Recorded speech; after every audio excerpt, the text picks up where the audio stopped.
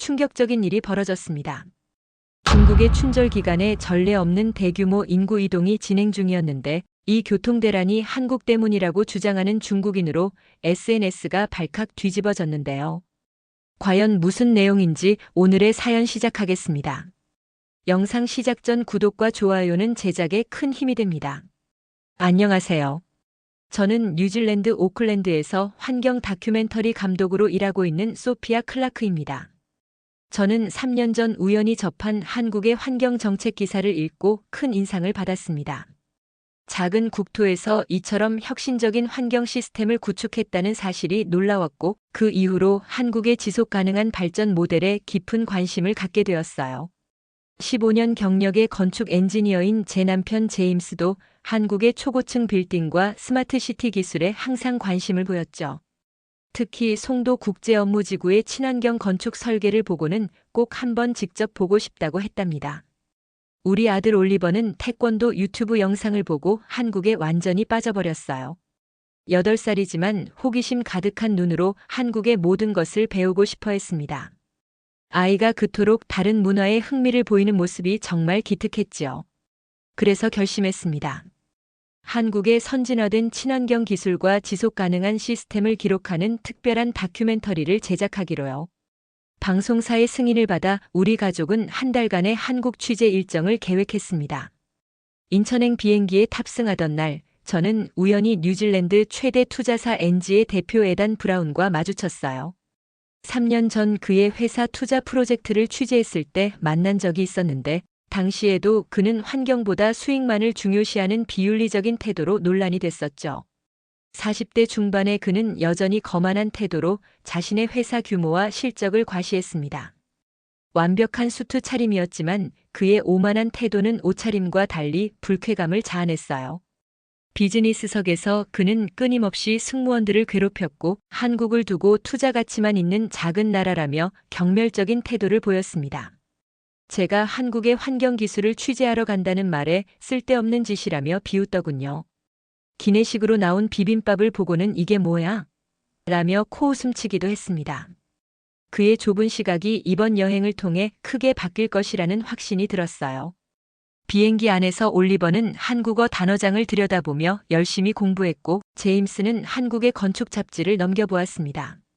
저는 취재 계획을 정리하면서 에단의 태도가 자꾸 신경 쓰였어요. 그의 말대로라면 한국은 그저 돈벌이 수단에 불과할 텐데 과연 그럴까요? 12시간의 긴 비행 끝에 인천국제공항이 시야에 들어왔을 때 우리 가족은 탄성을 질렀어요. 미래도시에 온 것 같은 웅장한 터미널과 자동화된 입국 시스템은 제 예상을 훨씬 뛰어넘었습니다. 특히 올리버는 공항 곳곳에 설치된 로봇 안내원을 보고 연신 감탄사를 연발했죠. 입국장을 빠져나와 처음 들른 곳은 공항 한식당이었어요. 우리 가족이 자리에 앉고 얼마 지나지 않아 에단도 같은 식당에 들어왔습니다. 그는 우리를 발견하고는 일부러 바로 옆 테이블에 앉더군요. 마치 우리의 불편함을 즐기기라도 하듯이요. 올리버가 고른 불고기 비빔밥은 우리 가족의 입맛을 단번에 사로잡았습니다. 신선한 야채와 고기의 조화, 그리고 고추장의 매콤달콤한 맛은 긴 비행의 피로를 날려버렸죠. 반면 에단은 포크가 없다며 크게 투덜거렸지만 친절한 직원이 곧바로 포크를 가져다 주었고 그의 불평은 무색해졌어요. 식사를 마친 후 우리는 렌터카를 픽업했습니다. 한국의 프리미엄 전기차를 빌렸는데 이 차의 품질은 제임스의 기대를 훨씬 뛰어넘었습니다. 조용하고 안정적인 주행은 물론 첨단 운전 보조 장치들이 인상적이었죠. 서울을 벗어나 고속도로로 들어서자 깔끔하게 정돈된 도로가 눈앞에 펼쳐졌어요. 질서 있게 움직이는 차들과 체계적인 표지판들이 우리를 안내했습니다.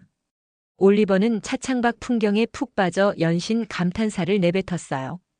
특히 도로 옆으로 펼쳐진 푸른 산들과 아름다운 들판은 마치 그림 같았죠. 창밖으로 보이는 서울의 화려한 야경은 별들이 땅으로 내려앉은 것처럼 아름다웠어요. 제임스는 한국의 체계적인 도로 시스템과 정확한 내비게이션에 감탄했고 올리버는 뒷좌석에서 신나게 한국어 단어들을 은조렸습니다. 이제 우리의 한국 취재가 본격적으로 시작되었고 강원도 양양을 향한 첫 여정은 기대 이상으로 좋은 출발이었습니다. 양양으로 향하는 고속도로를 달리기 시작한 지 약 1시간쯤 지났을 때 올리버가 화장실에 가고 싶다고 말했습니다. 다행히 내비게이션 화면에는 다음 휴게소까지 남은 거리가 정확히 표시되어 있었어요. 앞으로 10분만 참으면 휴게소가 나온대. 괜찮겠니? 올리버는 고개를 끄덕이며 참을 수 있다고 했지만 그의 얼굴에 드러난 불편함을 보니 서둘러야 할 것 같았습니다. 휴게소에 도착하자마자 넓고 깔끔한 주차장이 우리를 반겼어요. 주차장은 놀라울 정도로 체계적으로 구획되어 있었고 장애인 주차 공간과 전기차 충전소도 여유 있게 배치되어 있었죠. 주차를 마치고 올리버의 손을 잡고 서둘러 휴게소 건물로 향했습니다. 휴게소에 발을 들이는 순간 예상과 전혀 다른 광경에 우리 모두 놀랐어요. 마치 고급 쇼핑몰의 식품관에 들어선 듯한 느낌이었습니다. 반짝이는 바닥, 밝고 쾌적한 조명, 다양한 음식점과 편의시설이 정돈된 모습으로 자리하고 있었죠. 제임스는 눈을 크게 뜨고 주변을 둘러보더니 이게 정말 고속도로 휴게소가 맞아? 라며 놀라움을 감추지 못했어요. 올리버는 화장실이 급했지만 화장실 앞에 길게 늘어선 줄을 보고 걱정스러운 표정을 지었습니다. 그때 갑자기 소란스러운 목소리가 들려왔어요. 휴게소 중앙에서 검은색 정장을 차려입은 여러 명의 남성들이 큰 목소리로 이야기하고 있었습니다. 그중 한 명이 특히 눈에 띄었어요. 50대 초반으로 보이는 남성은 고급스러운 양복에 금태 안경을 쓰고 있었고 주변 사람들은 그에게 공손하게 대하는 듯 했습니다. 올리버를 화장실에 데려다 주기 위해 서두르는 동안 그 남성이 우리 가족을 유심히 바라보는 것을 느꼈어요. 화장실은 놀랍도록 깨끗했고 심지어 작은 화분까지 놓여 있었죠. 올리버는 엄마, 이 화장실 정말 멋져요. 라며 감탄했습니다. 화장실에서 나와 음식을 주문하기 위해 키오스크 앞에 섰을 때 그 남성이 우리에게 다가왔어요. 그는 유창한 영어로 자신을 중국 골든 드래곤 호텔 그룹의 회장 왕 리앙이라고 소개했습니다. 그의 눈빛에는 자신감이 넘쳤고 모든 것을 소유한 듯한 거만함이 묻어났어요. 다큐멘터리 감독이시라고요? 흥미롭군요. 그가 말했습니다. 제 명함을 보고 알아본 모양이었어요. 한국에서 무엇을 촬영하시나요? 이런 작은 나라에서 무엇이 그리 특별한지 궁금하군요. 그의 말에 불편함을 느꼈지만 전문가로서의 예의를 지키며 제 프로젝트에 대해 간략히 설명했습니다. 환경기술과 지속가능한 인프라에 관한 다큐멘터리라고요. 왕은 흥미로운 표정을 지으며 자신도 한국의 친환경 리조트를 짓기 위해 부지를 물색 중이라고 말했어요. 대화하는 동안 그의 수행원 중 한 명이 키오스크 주문에 어려움을 겪고 있었습니다. 왕은 그를 향해 중국어로 뭔가를 소리쳤고 그 직원은 당황한 표정으로 고개를 숙였어요. 왕은 다시 우리에게 미소를 지으며 한국의 기계는 항상 복잡하군요. 중국의 휴게소에는 직원이 직접 주문을 받는데 훨씬 효율적이죠라고 말했습니다. 제임스는 정중하게도 키오스크 시스템은 실제로 대기 시간을 줄이고 정확한 주문을 가능하게 해요. 저는 오히려 효율적이라고 생각합니다라고 대답했어요. 음식을 받아 테이블에 앉았을 때 왕과 그의 일행도 가까운 테이블에 자리 잡았습니다. 그들은 휴게소 음식을 먹으며 계속해서 비교했어요. 우리 중국의 드래곤 레스트 휴게소는 이것보다 훨씬 화려합니다. 마치 5성급 호텔 같죠. 레스토랑 천장에는 크리스탈 샹들리에가 있고 바닥은 이탈리아 대리석으로 되어 있어요. 왕의 과장된 설명을 들으면서도 우리 가족은 한국 휴게소의 실용적인 아름다움에 감탄했습니다. 올리버는 호두과자를 먹으며 행복한 표정을 지었고 제임스는 국물이 넘치는 우동에 만족스러운 표정을 짓고 있었어요. 저는 이 모든 광경을 카메라에 담았습니다. 화려함보다 실용성과 청결함, 그리고 모든 시설이 완벽하게 작동하는 시스템이 더 인상적이었으니까요. 휴게소를 나서기 전 왕은 우리에게 다가와 명함을 건넸습니다. 내일 양양에서 중국 투자자들과 미팅이 있습니다. 당신의 다큐멘터리에 도움이 될 수 있을 것 같군요. 관심 있으시면 연락 주세요. 그의 목소리에는 친절함이 묻어 있었지만 눈빛에는 여전히 계산된 듯한 차가움이 느껴졌어요. 다시 차에 올라 양양을 향해 달리면서 제임스는 왕의 태도에 대해 의아해했습니다. 그 사람 뭔가 진짜 모습을 감추고 있는 것 같아. 한국의 모든 것을 깎아내리려는 듯한 태도가 불편했어. 저도 동의했어요. 왕의 말과 행동에서 느껴지는 거만함이 에단을 떠올리게 했기 때문입니다. 둘 다 자신의 국가나 회사의 우월함을 과시하려 했지만 정작 눈앞에 있는 한국의 뛰어난 시스템은 제대로 보지 못하고 있었죠. 고속도로를 달리며 차창 밖으로 보이는 아름다운 풍경과 정돈된 도로 시스템을 바라보면서 이번 다큐멘터리에 새로운 차원이 더해질 것 같다는 생각이 들었습니다. 단순한 환경 기술을 넘어 문화적 가치와 시민 의식이 어떻게 인프라에 반영되는지 보여줄 수 있을 것 같았어요. 양양에 도착한 다음 날 아침, 왕 리앙의 초대로 해변가 호텔에서 열리는 비즈니스 미팅에 참석했습니다. 사실 처음에는 망설였어요. 그의 태도가 불편했기 때문이죠. 하지만 다큐멘터리 감독으로서 다양한 관점을 담아야 한다는 직업적 책임감이 저를 이끌었습니다. 미팅 장소에 들어서자 화려한 장식과 대형 스크린이 눈에 들어왔어요. 회의실은 이미 10명 정도의 중국인 사업가들로 가득 차 있었고 놀랍게도 에단 브라운도 그 자리에 있었죠. 그는 저를 보자 살짝 고개를 끄덕이며 인사했어요. 완벽한 정장 차림의 그는 여전히 오만해 보였지만 눈빛에서 약간의 호기심이 느껴졌습니다. 왕 리앙은 저를 반갑게 맞이하며 특별 손님으로 소개했어요. 오늘은 뉴질랜드의 유명한 다큐멘터리 감독이 함께해 주셨습니다. 우리의 프로젝트가 그녀의 다큐멘터리에 포함될 수도 있겠죠. 그의 말에 참석자들이 박수를 쳤지만 저는 불편한 미소를 지을 수밖에 없었습니다.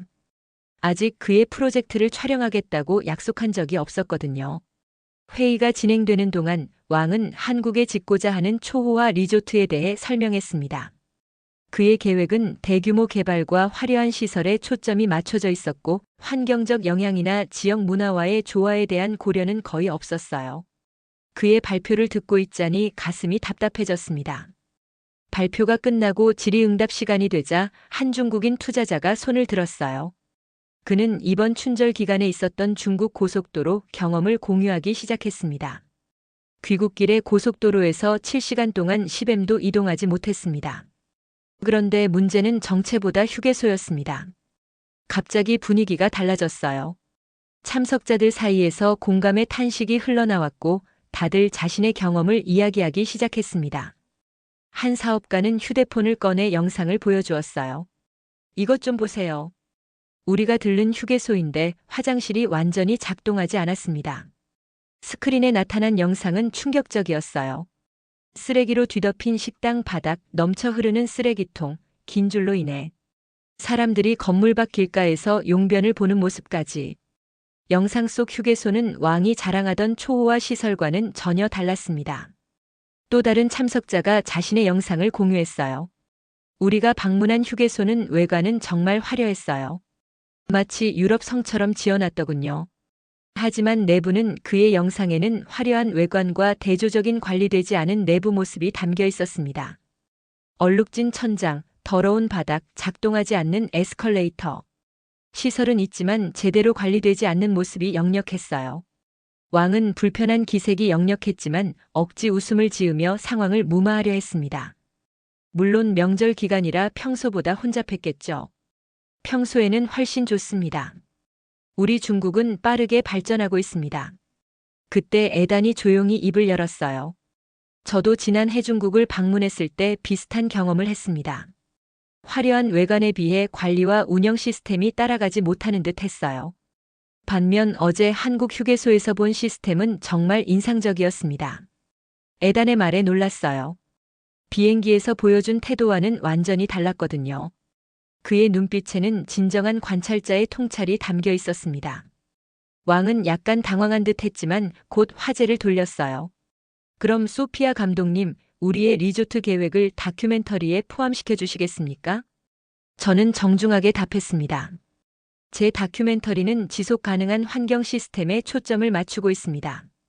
만약 귀하의 프로젝트가 환경 보호와 지역 문화 존중에 기반을 두고 있다면 검토해 볼 수 있겠네요. 미팅이 끝나고 나오는 길에 에단이 다가왔어요. 흥미로운 대화였습니다. 사실 저도 처음에는 한국에 대해 회의적이었어요. 그런데 실제로 보니 인상이 바뀌고 있습니다. 특히 휴게소에서 보여준 관리 시스템과 시민의식이 놀라웠어요. 에단의 말에 고개를 끄덕였습니다. 저도 그 대조가 흥미롭더군요. 화려함보다 실질적인 관리와 시스템이 더 중요하다는 것을 보여주는 좋은 사례인 것 같아요. 호텔 로비에서 나오면서 제 마음속에는 새로운 아이디어가 떠올랐습니다. 한국과 중국의 공공 인프라, 특히 휴게소 문화의 대조를 통해 사회적 가치와 시스템의 중요성을 보여주는 것. 이것이 제 다큐멘터리의 깊이를 더해줄 수 있을 것 같았어요.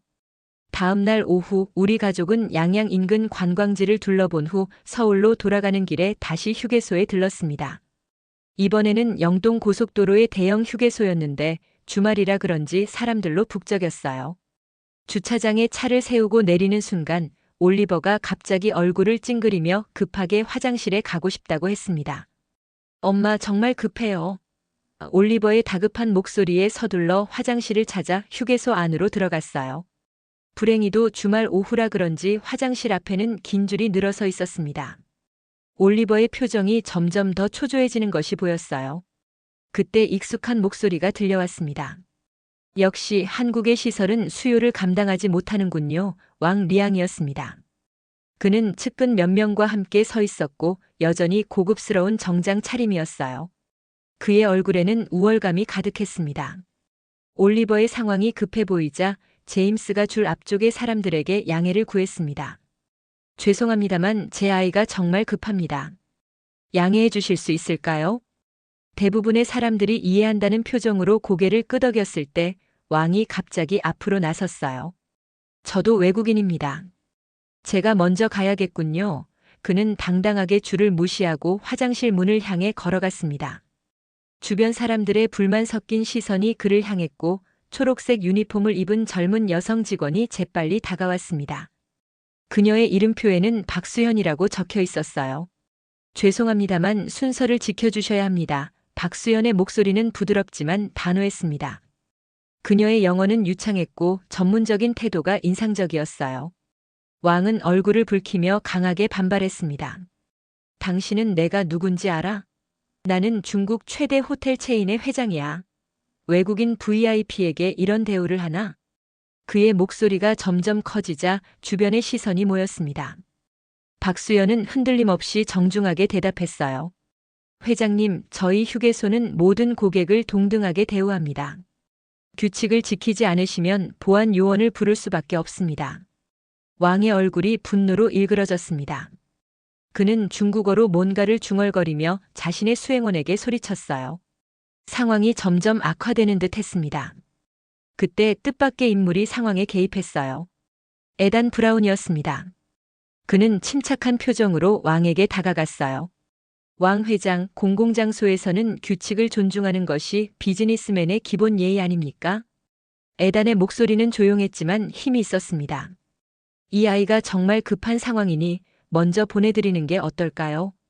왕은 에단의 예상치 못한 개입에 잠시 당황한 듯 했어요. 그 순간 또 다른 남성이 다가왔습니다. 50대 초반으로 보이는 그는 깔끔한 정장 차림이었고 차분한 표정이었습니다. 제가 도울 일이 있을까요? 그가 완벽한 영어로 물었습니다. 이어서 그는 유창한 중국어로 왕에게 말을 건넸고 왕의 표정이 미묘하게 변했어요. 남성은 자신을 한국 대기업의 해외 사업부 임원 김지훈이라고 소개했습니다. 왕 회장님, 한국에서의 비즈니스가 순조롭게 진행되길 바랍니다. 하지만 문화적 차이를 이해하는 것이 성공적인 비즈니스의 첫걸음이죠. 김지훈의 차분하면서도 권위 있는 태도에 왕은 점점 기세가 꺾이는 듯 했습니다. 주변에 모인 사람들의 시선도 부담스러웠을 테고요. 결국 그는 마지못해 한 발 물러섰습니다. 좋아요. 오늘은 양보하죠.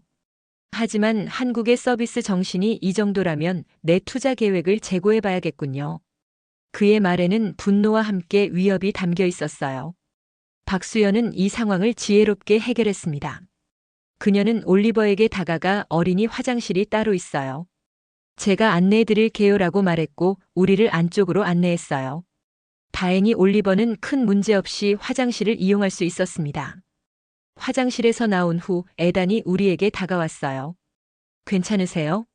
정말 불쾌한 상황이었네요. 저는 진심으로 그에게 감사를 표했습니다. 도와주셔서 정말 고마워요.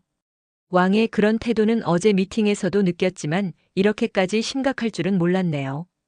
에다는 쓴웃음을 지었어요. 사실 저도 처음 한국에 왔을 때는 비슷한 태도였을지도 모르겠습니다. 하지만 이곳에서 보고 경험한 것들이 제 생각을 바꾸고 있어요. 김지훈 역시 우리에게 다가와 자신을 다시 소개했습니다. 한국을 방문해 주셔서 감사합니다. 오늘 불쾌한 경험을 하셨지만 이런 모습이 한국의 전부는 아니라는 것을 알아주셨으면 합니다. 저는 오히려 한국 휴게소의 체계적인 관리와 직원들의 전문적인 대응에 감명받았다고 말했어요. 오히려 이런 상황을 통해 한국의 공공서비스 정신을 더 깊이 이해하게 된 것 같습니다. 휴게소를 나오면서 왕이 주차장에서 우리를 노려보는 것을 느꼈습니다. 그의 눈빛에는 분노와 굴욕감이 뒤섞여 있었어요. 아마도 그는 오늘의 일을 쉽게 잊지 못할 것 같았습니다. 휴게소 사건 다음 날 양양의 조용한 카페에서 지역 환경 전문가 이지윤을 만났습니다.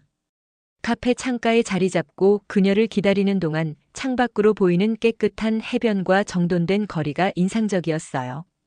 우리 가족은 아침부터 양양의 깨끗한 공기와 아름다운 풍경에 감탄했었죠. 이지윤은 정확히 약속 시간에 도착했습니다.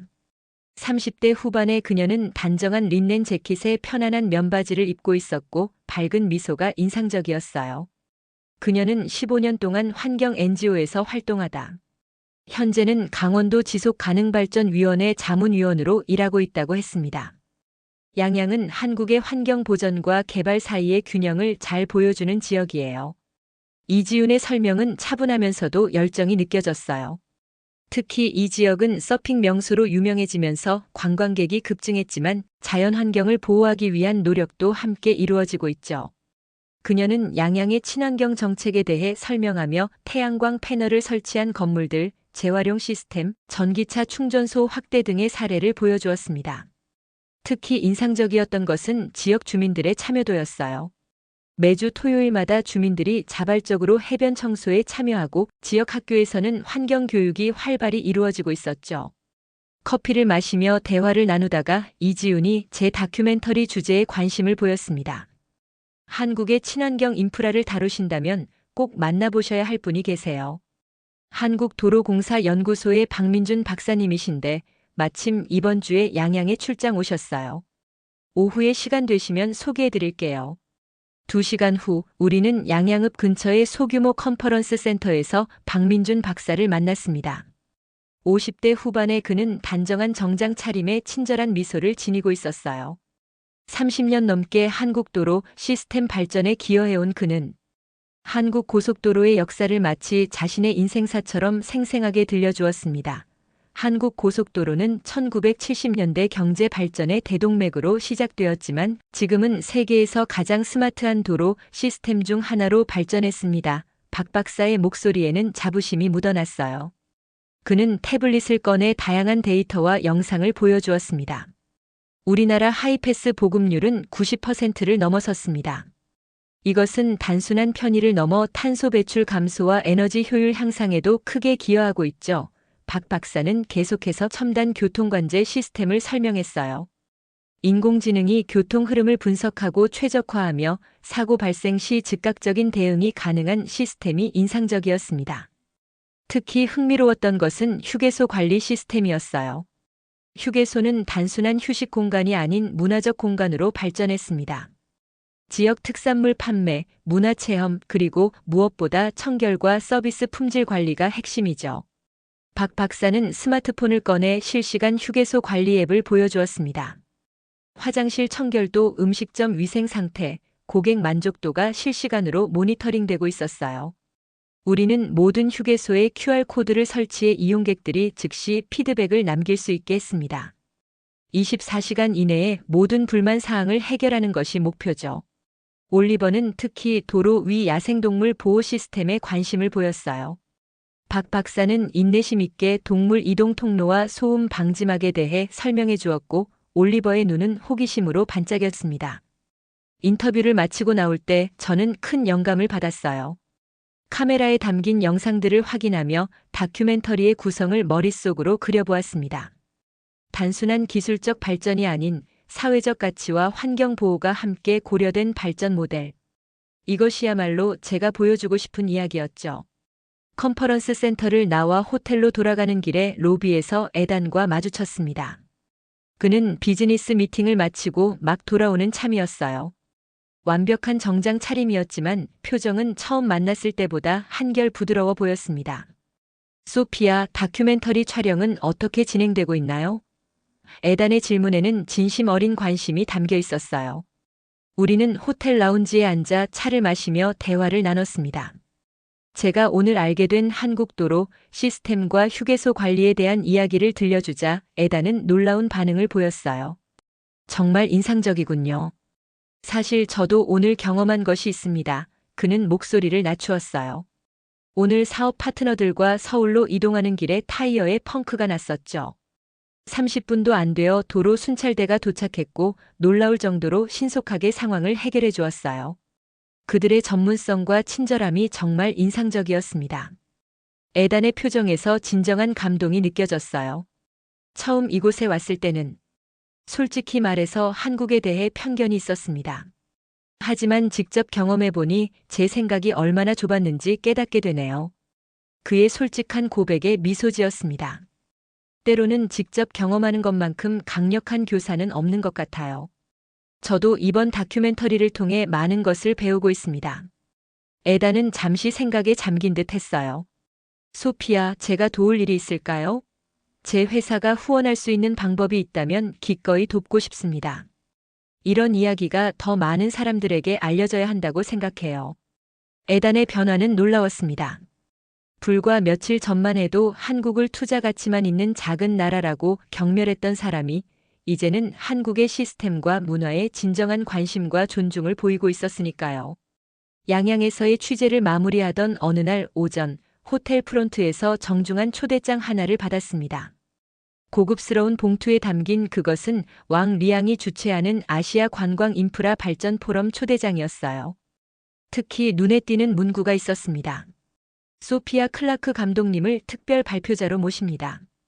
초대장을 보며 의아했습니다. 왕 리앙과의 휴게소 충돌 이후 그와 다시 마주치고 싶은 생각은 없었거든요. 하지만 호기심이 생겼습니다. 왜 그가 갑자기 저를 발표자로 초대한 걸까요? 더구나 제가 발표할 주제가 아시아 최고의 관광 인프라라니 더욱 이상했죠.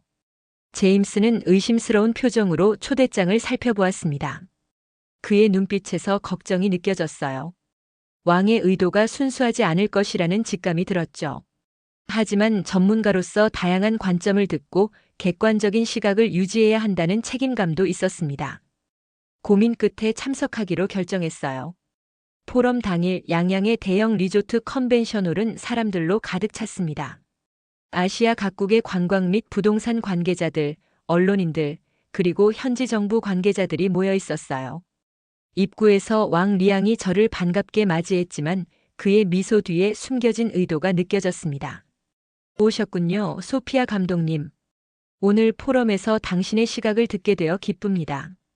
특별히 아시아 관광 인프라에 대한 객관적인 비교 분석을 부탁드리고 싶었어요.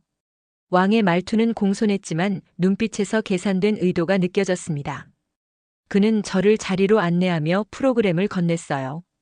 제 발표 직전에 왕 자신이 중국 휴게소의 혁신적 발전이라는 주제로 발표하게 되어 있었죠. 행사가 시작되고 몇 개의 기조 연설이 끝난 후 왕 리앙이 무대에 올랐습니다. 그는 자신감 넘치는 목소리로 중국의 관광 인프라, 특히 고속도로 휴게소의 발전상을 설명하기 시작했어요. 대형 스크린에는 화려한 건물 외관, 호화로운 내부 시설, 웃고 있는 관광객들의 모습만 담긴 영상이 재생되었습니다. 우리 중국의 휴게소는 더 이상 단순한 휴식 공간이 아닙니다. 진정한 문화 관광지로 발전했죠. 유럽성, 중국 전통 정원, 심지어 디즈니랜드 스타일까지 다양한 테마로 건설되고 있습니다.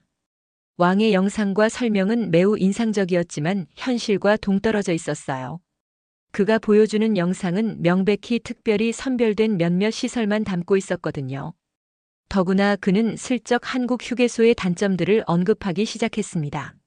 물론 한국의 휴게소도 나름의 장점이 있지만 규모나 다양성 면에서는 아직 발전의 여지가 많다고 생각합니다. 특히 주말 혼잡도와 시설 확장성에 한계가 있죠. 청중들 사이에서 수군거림이 들렸어요. 그의 의도가 분명해졌습니다. 자신의 사업 홍보와 함께 한국 시설의 이미지를 깎아내리려는 시도였죠. 그리고 저를 이용해 객관적 증언을 얻으려는 계략이었습니다. 왕의 발표가 끝나고 제 차례가 다가왔을 때 갑자기 누군가가 제 옆에 앉았어요. 에단이었습니다. 그는 조용히 태블릿을 건네며 작은 목소리로 말했습니다. 방금 그의 중국 파트너로부터 받은 자료인데 왕이 보여준 휴게소들의 실제 현황과 위치 정보가 담겨 있다고 했어요. 에단의 도움은 정말 적시에 온 구원이었습니다. 무대에 오르기 직전 제 노트북에 저장된 모든 자료를 빠르게 검토했어요. 다행히 양양에서의 취재와 미팅에서 얻은 풍부한 자료가 있었고 에단이 전해준 정보를 통해 왕의 발표 내용이 얼마나 왜곡되었는지 확인할 수 있었습니다. 무대에 올라 청중들을 마주했을 때 가슴이 두근거렸습니다. 단순히 다큐멘터리 감독으로서가 아니라 진실을 전달해야 한다는 책임감 때문이었어요. 발표를 시작하며 정중하게 말했습니다. 오늘 이 자리에서 아시아 최고의 관광 인프라라는 주제로 이야기하게 되어 영광입니다. 하지만 최고라는 것은 무엇을 기준으로 하느냐에 따라 달라질 수 있습니다. 화려함일까요? 효율성일까요? 아니면 지속 가능성일까요? 이어서 한국과 중국의 휴게소 시스템을 객관적으로 비교하는 자료를 보여주었습니다. 왕이 보여준 화려한 중국 휴게소 사진 옆에 실제 춘절 기간 촬영된 혼잡하고 관리되지 않은 모습을 나란히 배치했어요. 그리고 한국 휴게소의 체계적인 관리 시스템, 청결도, 서비스 품질에 대한 구체적인 데이터를 제시했습니다. 진정한 인프라의 가치는 외관의 화려함이 아니라 일상적인 기능성과 지속 가능성에 있습니다. 사람들이 실제로 필요로 할 때 제대로 작동하는 시스템, 그것이 진정한 발전이 아닐까요? 청중들의 표정이 놀라움으로 바뀌었습니다. 특히 제가 보여준 한국 휴게소의 환경 친화적 설계, 지역 경제 기여도, 그리고 시민 참여형 관리 시스템에 많은 관심을 보였어요. 왕 리앙의 얼굴은 점점 굳어졌지만 저는 계속해서 객관적인 사실만을 전달했습니다. 발표를 마치며 강조했어요. 결국 우리가 추구해야 할 방향은 겉으로 보이는 화려함이 아니라 환경과 조화를 이루며 사람들의 실제 필요를 채워주는 지속가능한 발전이라고 생각합니다. 질의응답 시간에 청중들은 한국의 관리 시스템에 많은 질문을 쏟아냈습니다. 특히 중국 언론인들이 한국 휴게소의 서비스 품질 관리와 환경 정책에 큰 관심을 보였어요. 왕 리앙은 무대 한쪽에서 불편한 표정으로 서 있었고 그의 계획이 완전히 역효과를 낸 것 같았습니다. 포럼이 끝나고 나오는 길에 많은 참석자들이 저에게 다가와 추가 정보를 요청했어요. 그 중에는 중국의 환경단체 대표들도 있었고 그들은 한국의 시스템을 배우고 싶다는 진정한 관심을 보였습니다. 그 모습에서 희망을 느꼈어요. 어쩌면 오늘의 작은 충돌이 더 나은 방향으로의 변화를 이끌어낼 수도 있겠다는 생각이 들었습니다. 포럼이 끝나고 호텔 1층의 연회장에서 네트워킹 리셉션이 열렸습니다. 온화한 조명 아래 참석자들이 모여 담소를 나누는 모습이 보였어요. 와인과 다양한 음식이 제공되었고 부드러운 재즈 음악이 배경으로 흐르고 있었습니다. 사람들은 자연스럽게 여러 그룹으로 나뉘어 대화를 나누고 있었죠. 왕 리앙은 포럼이 끝난 후 억지 미소를 지으며 참석자들과 인사를 나누었지만 그의 표정에서 분노가 느껴졌어요. 특히 저와 에단을 볼 때마다 눈빛이 날카로워졌습니다. 그는 열심히 체면을 유지하려 했지만 붉어진 얼굴과 경직된 표정이 그의 실제 감정을 드러내고 있었죠. 연회장 한쪽에서 에단과 대화를 나누고 있을 때 김지훈 임원과 몇몇 한국 기업인들이 다가왔습니다. 그들은 제 발표에 감사를 표하며 객관적인 시각으로 한국의 시스템을 평가해 준 것에 고마움을 전했어요. 그들과 이야기를 나누는 동안 문득 왕 리앙이 바텐더에게 연속으로 술을 주문하는 모습이 눈에 들어왔습니다. 시간이 흐르고 리셉션이 무르익을 무렵 왕은 완전히 술에 취한 듯 했어요. 그의 목소리가 점점 커졌고 얼굴은 붉게 달아올랐습니다.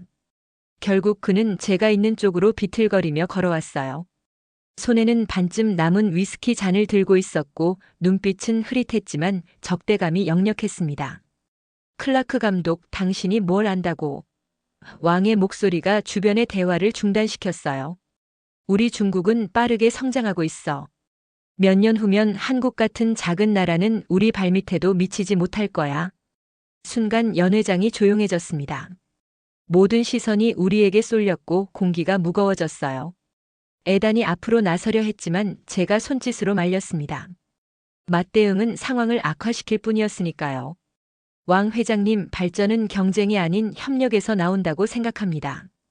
각 나라마다 배울 점이 있고 개선할 점이 있지 않을까요? 최대한 차분하게 대답했어요. 하지만 왕은 제 말을 듣지 않았습니다. 그는 계속해서 중국의 우월함을 주장하며 목소리를 높였고 한국의 시스템을 폄하하는 발언을 이어갔어요. 주변에 있던 중국 사업가들은 당혹스러운 표정으로 서로를 바라보았고 몇몇은 불편한 기색이 역력했습니다. 그때 한 여성이 조용히 저에게 다가왔어요. 45세 정도로 보이는 그녀는 단정한 정장 차림이었고 지적인 분위기가 느껴졌습니다. 그녀는 영어로 자신을 중국 건축가 리 메이라고 소개했어요. 클라크 씨, 정말 죄송합니다. 왕 회장님의 행동은 우리 모두를 대표하지 않아요. 그녀의 목소리는 낮고 진지했습니다. 사실 많은 중국인들이 우리 공공시설의 문제점을 인식하고 있어요. 특히 저 같은 건축 전문가들은 더욱 그렇죠. 리 메이는 커피를 들고 테라스로 나가자고 제안했어요.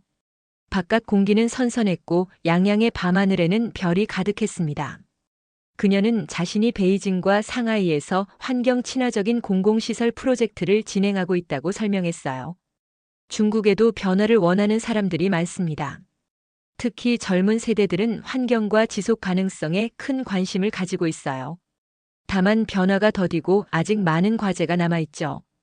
그녀의 솔직한 이야기에 깊은 인상을 받았습니다. 리 메이는 중국의 급속한 성장 과정에서 생긴 문제점들을 인정하면서도 그것을 개선하려는 노력도 함께 있다는 것을 강조했어요. 그녀는 한국의 공공시설 관리 시스템을 배우기 위해 여러 차례 방문했다고 했습니다. 클라크 씨의 다큐멘터리가 단순히 한 나라의 우수함을 보여주는 것이 아니라 서로 배우고 발전할 수 있는 기회를 제시하면 좋겠어요. 문화 비교는 결국 함께 나아가기 위한 것이니까요. 리 메이의 말에 깊이 공감했습니다. 제 다큐멘터리의 방향성에 대해 다시 한번 생각하게 되었어요. 처음에는 단순히 한국의 친환경 기술을 소개하려 했지만 이제는 더 넓은 관점에서 문화 간의 교류와 상호 발전에 대한 이야기를 담고 싶어졌습니다. 테라스에서 이야기를 나누는 동안 에단이 우리에게 다가왔어요. 그는 연 회장 상황을 알려주었습니다. 왕은 결국 자신의 수행원들에 의해 객실로 돌아갔고 분위기는 다시 평온해졌다고 했어요. 세 사람이 함께 밤하늘을 바라보며 이야기를 나누는 동안 문득 이번 여행의 의미가 더욱 선명해졌습니다. 문화적 차이를 넘어 서로를 이해하고 배우는 과정. 그것이야말로 제 다큐멘터리가 담아야 할 진정한 가치였습니다. 포럼 다음 날 아침 호텔 앞 해변을 혼자 산책하고 있을 때 갑자기 에단이 나타났어요. 그는 평소와 달리 격식 없는 차림새였습니다. 단정한 면바지에 흰 셔츠를 입은 모습이 훨씬 편안해 보였고 그의 표정도 한결 부드러웠어요. 혼자 걸어도 될까요? 에단이 조심스럽게 물었습니다. 함께 걸으며 잠시 침묵이 이어졌어요. 에단은 발걸음을 멈추고 바다를 바라보더니 깊은 숨을 내쉬었습니다. 아침 햇살이 그의 얼굴을 비추는 가운데 그의 표정에서 무언가 깊은 생각에 잠겨 있음을 느낄 수 있었어요. 소피아, 당신에게 고백할 게 있습니다. 그의 목소리에는 진지함이 묻어났어요. 한국에 오기 전 저는 이곳을 단순히 투자 대상으로만 생각했습니다. 수익성 외에는 아무것도 보지 못했죠. 그는 모래사장에 발자국을 남기며 천천히 걸었어요. 그의 눈빛에서 진정한 성찰이 느껴졌습니다. 하지만 이제는 달라졌습니다. 휴게소에서의 경험부터 어제 포럼까지 제 투자 철학이 완전히 흔들리고 있어요.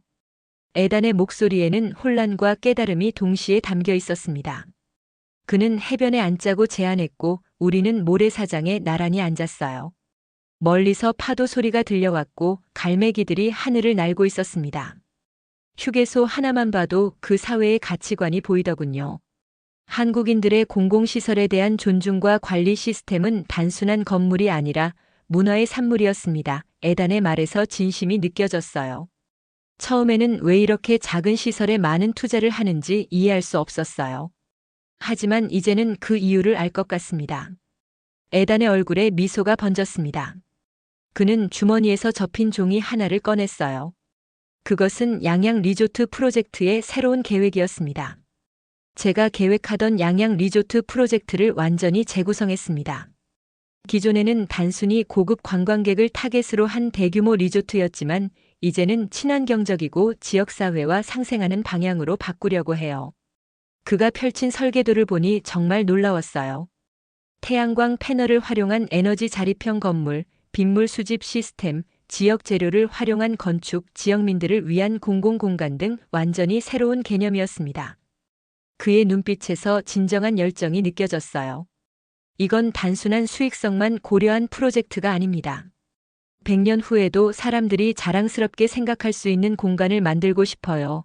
에단의 목소리에는 확신이 담겨 있었습니다. 그의 변화가 놀라웠어요.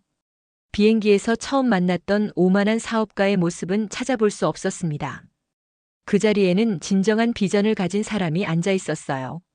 물론 이 변화가 쉽지는 않을 겁니다.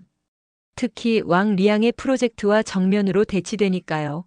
에단의 표정이 잠시 어두워졌어요. 그는 빠른 시일 내에 최대한 많은 수익을 내는 데만 집중하고 있습니다. 환경이나 지역사회는 안중에도 없죠. 에단은 모래를 한 줌 쥐었다가 천천히 흘려보냈어요. 그의 손가락 사이로 모래가 떨어지는 모습이 인상적이었습니다. 투자자들을 설득하는 것도 큰 과제일 테고 회사 내부의 반발도 있을 겁니다. 하지만 이제는 확신이 들어요. 진정한 가치는 단기적인 수익이 아니라 지속 가능한 발전에 있다는 것을. 그의 말에 깊이 공감했어요. 다큐멘터리 감독으로서 저 또한 단순한 영상미보다 진정한 메시지를 전달하는 작품을 만들고자 항상 노력해왔으니까요. 해변 끝에서 아침 운동을 하는 현지인들이 보였습니다. 그들은 자발적으로 해변 쓰레기를 줍고 있었어요. 에단도 그 모습을 유심히 바라보았습니다. 보세요, 소피아. 이런 모습이 제가 배우고 싶은 문화입니다. 공동체 의식, 환경에 대한 책임감. 이런 가치가 실제 삶에 녹아있는 모습이 정말 인상적이에요. 에단은 자리에서 일어나 모래를 털었어요. 그의 표정은 결연해 보였습니다. 내일 중요한 투자자 미팅이 있습니다. 새로운 계획을 발표하고 설득해야 하죠. 쉽지는 않겠지만 적어도 제 양심에 따라 행동하려고 합니다. 소피아, 괜찮다면 당신의 다큐멘터리에 이 과정도 담아주면 어떨까요? 기업의 변화가 어떻게 이루어질 수 있는지 보여주는 좋은 사례가 될 수도 있을 것 같아서요. 그의 제안이 흥미로웠어요.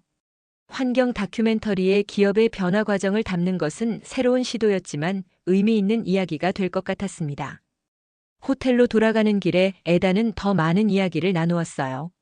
그는 어린 시절 뉴질랜드의 아름다운 자연 속에서 자랐지만 비즈니스 세계에 뛰어든 후 그 가치를 잊고 살았다고 했습니다. 한국에서의 경험이 그의 원점으로 돌아가는 계기가 된 것 같았어요. 호텔 로비에 도착했을 때 에단은 마지막으로 말했습니다. 소피아, 감사합니다. 당신의 다큐멘터리 덕분에 제 인생에 큰 전환점을 맞게 된 것 같아요. 우리는 악수를 나누었고 그의 눈빛에서 진정한 결의를 볼 수 있었습니다. 에단의 변화는 제 다큐멘터리에 담길 가장 인상적인 스토리 중 하나가 될 것 같았어요. 에단의 투자자 미팅 날이 다가왔어요. 그는 전날 저녁 마지막 준비를 점검하기 위해 저를 호텔 라운지로 초대했습니다. 프레젠테이션 자료를 함께 검토하면서 그의 눈빛에서 긴장과 결의가 동시에 느껴졌어요. 그때 그의 휴대폰이 쉴 새 없이 울렸습니다. 조수가 급하게 전화를 걸어온 것이었죠. 무슨 일이죠, 마이클? 에단의 표정이 순식간에 굳어졌어요. 그가 뭐라고요? 전화를 끄는 에단은 심각한 표정으로 저에게 상황을 설명했습니다. 왕 리앙이 뉴질랜드 NG 투자사 본사에 긴급 서한을 보냈다는 거였어요. 서한의 내용은 에단이 한국에서 감성에 휘둘려 비즈니스 판단력을 잃었으며 그의 새로운 프로젝트 방향이 회사에 막대한 손실을 가져올 것이라는 내용이었습니다. 게다가 주요 투자자들에게도 직접 연락을 취했다고 합니다. 내일 미팅에 그들이 참석할 예정이에요. 에단의 목소리에는 걱정이 묻어났지만 동시에 단단한 의지도 느껴졌어요. 다음 날 아침 양양의 대형 호텔 컨퍼런스룸은 긴장감으로 가득 찼습니다. 투자자들과 관계자들이 하나둘 입장하는 가운데 저는 다큐멘터리 촬영을 위해 조용히 방의 한쪽에 자리 잡았어요. 카메라를 세팅하면서 참석자들의 표정을 살폈습니다. 대부분 중년의 비즈니스맨들이었고 몇몇은 의심스러운 눈빛으로 서로 속삭이고 있었어요. 예상대로 왕 리앙도 등장했습니다. 그는 완벽한 수트 차림에 자신감 넘치는 표정이었어요. 주변으로 몇몇 중국인 투자자들을 이끌고 있었고 그들은 왕의 말에 고개를 끄덕이며 동조하는 모습이었습니다. 왕은 입장하며 저를 발견하자 잠시 눈을 크게 떴다가 곧 차갑게 시선을 돌렸어요. 미팅이 시작되었습니다. 먼저 NG 투자사의 아시아 지역 담당자인 마이클이 간단한 소개를 했고 이어서 왕 리앙이 첫 번째 발표자로 나섰어요. 존경하는 투자자 여러분, 왕은 자신만만한 목소리로 시작했습니다. 오늘 저는 양양 지역 개발의 황금 기회를 소개해 드리려 합니다. 우리의 골든 드래곤 리조트 계획은 3년 내 투자금 회수와 향후 10년간 연 25%의 수익률을 보장합니다. 그의 프레젠테이션은 화려했어요. 호화로운 리조트 조감도, 카지노, 쇼핑몰, 테마파크를 포함한 대규모 복합시설이 계획되어 있었습니다. 모든 것이 이 극대화에 초점이 맞춰져 있었죠. 물론 일부에서는 환경 문제를 걱정하시겠지만 왕은 애단을 곁눈질하며 말했습니다. 비즈니스는 결국 수익이 핵심입니다. 감성적 판단은 우리 모두에게 손해일 뿐이죠. 왕의 발표가 끝나고 질의응답 시간이 이어졌어요. 몇몇 투자자들이 수익 구조에 관한 질문을 했고 왕은 자신있게 대답했습니다. 분위기는 왕에게 유리해 보였어요. 다음은 애단의 차례였습니다. 그는 천천히 단상에 올라 잠시 침묵했어요. 그의 표정은 진지했고 눈빛에는 확신이 담겨 있었습니다. 여러분, 오늘 저는 단순한 투자 제안이 아닌 우리의 미래에 대한 비전을 말씀드리려 합니다.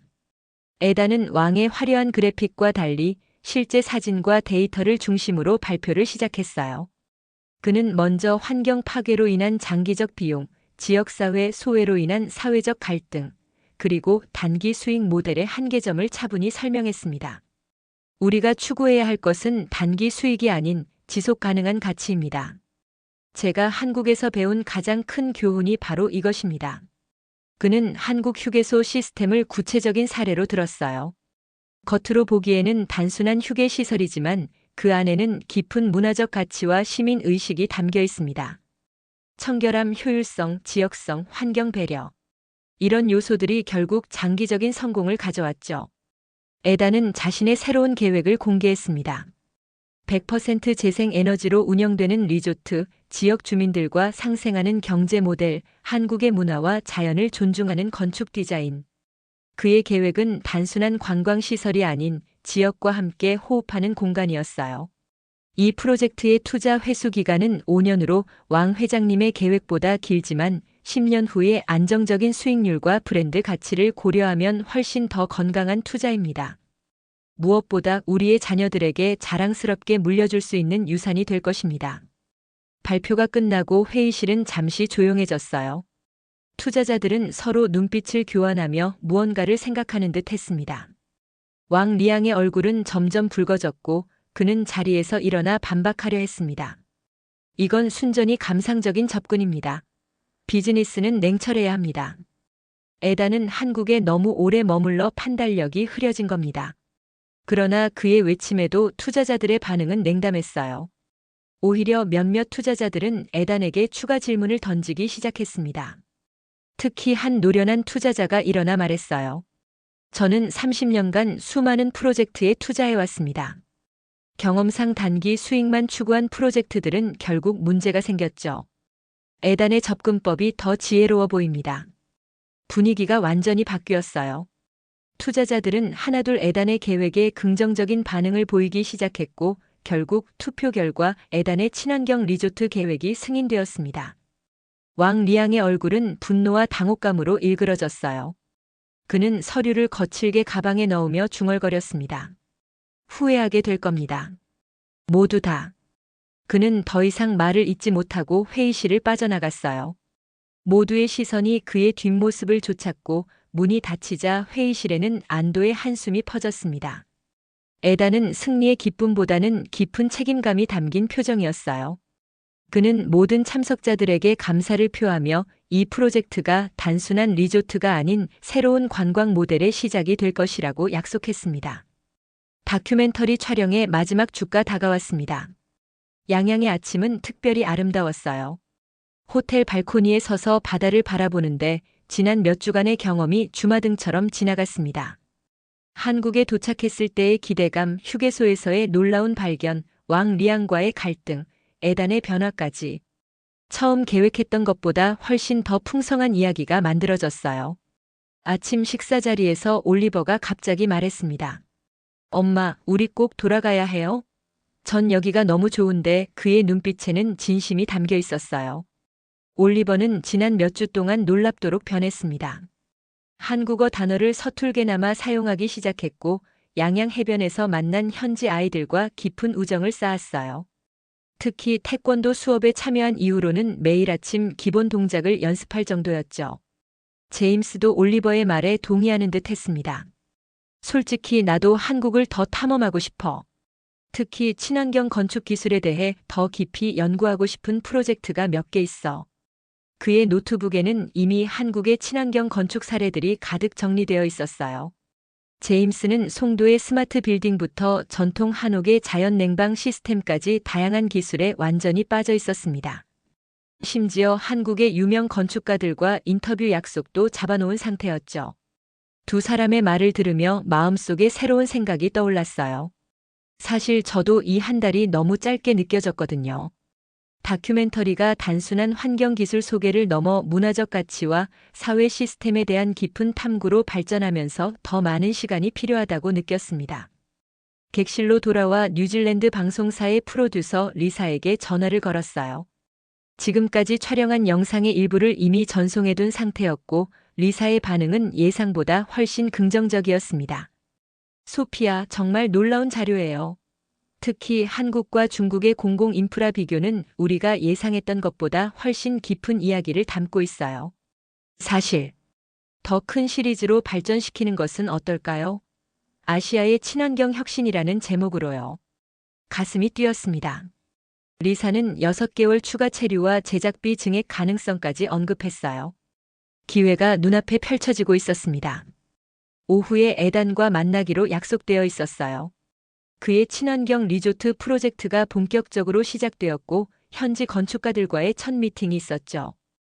양양 해변가 카페에서 그를 만났을 때 에단의 얼굴은 활기로 가득했습니다. 소피아, 믿을 수 없는 소식이 있어요. 우리 프로젝트에 추가 투자자들이 합류했습니다. 게다가 한국 정부에서도 친환경 관광 모델로 지원 의사를 밝혔어요. 그의 목소리에서 진정한 기쁨이 느껴졌어요. 에단은 완전히 다른 사람이 되어 있었습니다.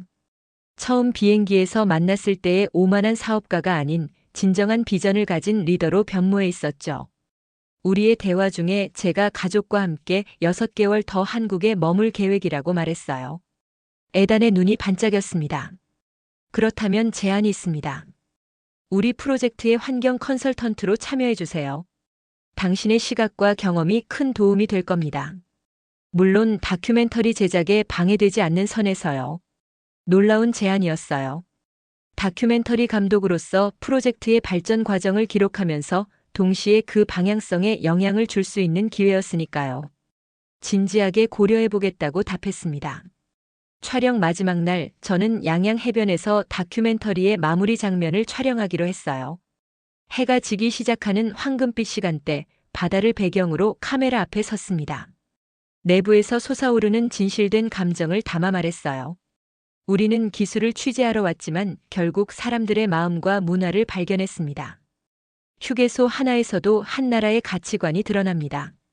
한국인들의 공공의식과 질서, 그리고 지속적인 혁신 노력은 세계가 배워야 할 가치입니다. 우리 가족은 이곳에서 더 많은 것을 배우고 경험하기 위해 머물기로 했습니다. 카메라를 끄고 깊은 숨을 내쉬었어요. 바다에서 불어오는 바람이 얼굴을 스쳤고 마음이 평온해졌습니다. 이번 프로젝트는 단순한 다큐멘터리를 넘어 우리 가족의 인생을 바꾸는 경험이 되었어요. 그날 저녁 현지 주민들과 함께하는 작별 파티가 열렸습니다. 환경 전문가 이지훈, 도로공사 박민준 박사 그리고 에단까지 모두 모였어요.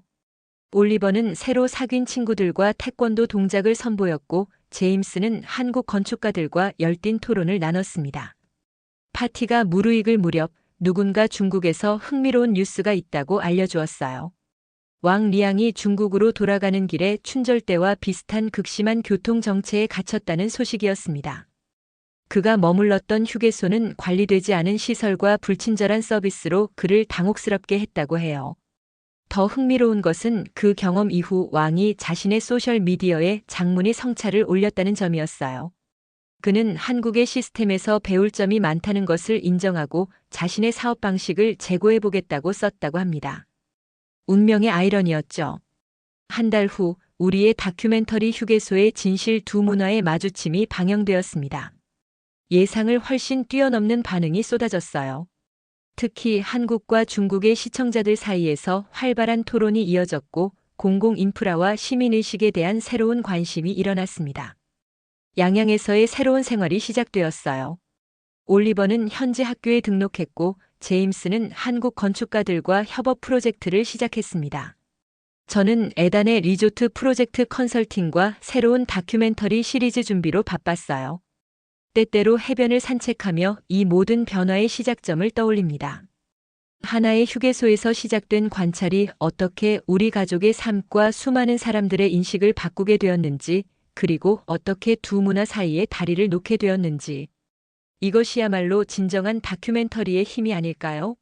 단순히 기록하는 것을 넘어 변화의 촉매가 되는 것. 앞으로의 6개월 그리고 그 이후에 어떤 이야기가 펼쳐질지 기대됩니다. 한국에서의 새로운 장이 이제 막 시작되었으니까요. 오늘의 사연 어떻게 들으셨나요? 사연이 여러분의 마음을 울렸다면 구독과 좋아요, 댓글 많이 남겨주세요. 부탁드립니다. 영상 시청해주셔서 감사합니다.